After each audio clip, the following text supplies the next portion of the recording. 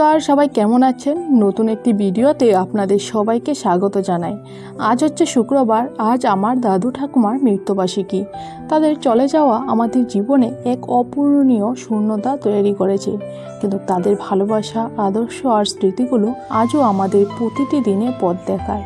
তারা পাশে নেই, কিন্তু আছেন হৃদয়ের প্রতিটি কোণে।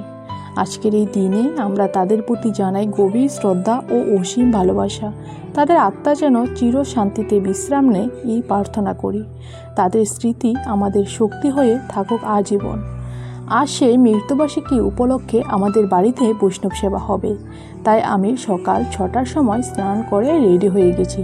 এদিকে দেখুন, আমার ছোটো কাকি এখানে সব কিছু জিনিস এনে রেডি করে রাখছে, কারণ এই জায়গাটাই রান্না হবে। এদিকে এখন ঠাকুরকে সকালের ভোগ লাগানো হয়ে গেছে, দুপুরবেলা অন্নভোগ লাগানো হবে, তাই এখন সেই প্রস্তুতি চলছে। এদিকে গোসাই রান্না বসিয়ে দিয়েছে, আর মা, ছোটো কাকি সবাই মিলে কাটাকাটি করছে। আমিও তাদের সাথে একটু হেল্প করে দিলাম। এদিকে দাদা কচু শাক নিয়ে এসে কাটাও শুরু করে দিয়েছে। তারপর আমি কাজ কাম শেষে বসে বসে একটু ভিডিও করছিলাম।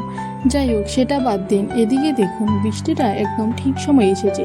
আজকের দিনে বৃষ্টিটা না আসলেও পারত, কিন্তু কি করা যাবে বলুন? বৃষ্টিকে তো আর আটকাতে পারবো না, তাই আমি বৃষ্টির সুন্দর মুহূর্তটা উপভোগ করছিলাম।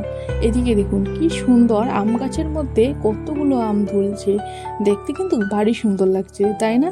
আপনাদের সাথে কথা বলতে বলতে সবাই খাওয়া দাওয়া শেষ করে প্রায় চলেই গেছে। এখন কাকু আর দাদা তারা খাওয়া দাওয়া করছে, আর এদিকে সবাইকে গরম গরম বেগুনি ভেজে দিচ্ছে। তারপর আমি, মা, কাকি সবাই মিলে খেতে বসে গেছি। আজকে আবার স্মৃতির পাতায় যুক্ত হলো নতুন একটি পাতা। আজকের ভিডিও এখানেই শেষ করছি। সবাই ভালো থাকবেন, দেখা হবে পরের একটি ভিডিওতে।